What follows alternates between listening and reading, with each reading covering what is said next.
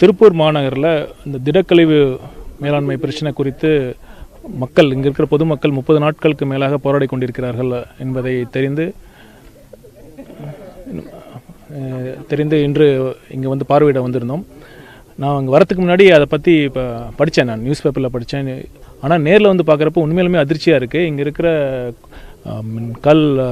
குவாரியில் dump பண்ணி கிட்டத்தட்ட 17 ஏக்கரில் வந்து இது வரைக்கும் டம்ப் பண்ணியிருக்காங்க. குவாரிஸை திடக்கழிவு மேலாண்மை அதோட விதிகள் படி 2016 வந்தது. அதைப்படி வந்து தரம் பிரித்து தான் குப்பையை கொட்டணும். இங்கே என்ன பண்ணியிருக்காங்க, தரம் பிரிக்காமல் கிட்டத்தட்ட 17 ஏக்கரில் பாறைக்குழியில் கொட்டி அதிலிருந்து வர லீச்சேட்னு சொல்லப்படுற அந்த நீர் வந்து இங்கே நீங்கள் பார்த்து தயவுசெய்து நீங்கள் வந்து மீடியாலாம் அதை போய் கவர் பண்ணுங்கள். அது எந்த அளவுக்கு அந்த தண்ணி வந்து அதோட தண்ணி எப்படி இருக்குன்னு பாருங்கள். அதோட TDS 1 லட்சத்துக்கு மேலே இருக்குது. இதை சுற்றி இருக்கிற கிலோமீட்டர் 1 கிலோமீட்டர் சுற்றி இருக்கிற அங்கே இருக்கிற மக்கள்லாம் கிட்டத்தட்ட 80,000 இருக்குது.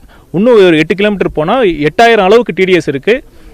அதாவது நம்ம இந்திய அரசியலமைப்பு சட்டத்தில் வாழும் உரிமைன்னு இருக்குல்ல, அதுவே மீறப்பட்டிருக்கு.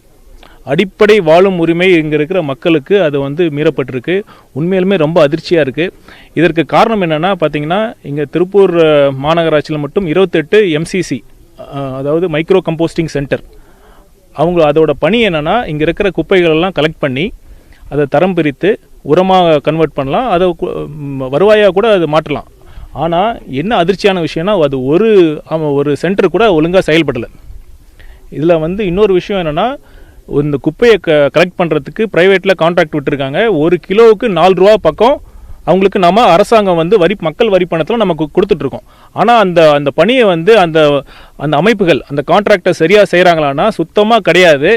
இதில் இங்கே அடிப்படையே பிரச்சனையே இதுதான். இங்கே இருக்கிற மிகப்பெரிய ஊழல் பிரச்சனைனால இங்கே இருக்கிற மக்களும் சரி, இங்கே இருக்கிற சுற்றுச்சூழலும் சரி மிகப்பெரிய அளவில் பாதிக்கப்பட்டிருக்கு.